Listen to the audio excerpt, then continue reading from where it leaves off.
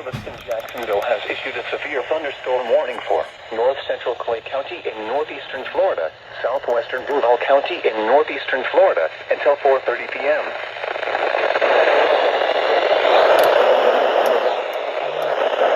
North of Middleburg, moving east at 15 miles per hour. Hazard, 60 miles per hour wind gusts and quarter-size hail. Source, radar indicated. Impact, hail damage to vehicles is expected. Expect wind damage to roofs, siding, and trees.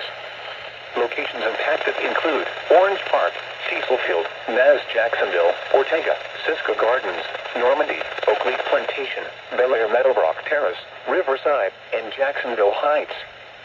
For your protection, move to an interior room on the lowest floor of a building. Repeating, a severe thunderstorm warning has been issued until 4:30 p.m. for the following counties in Florida and Duval. How does it work this time? You are listening to There we go.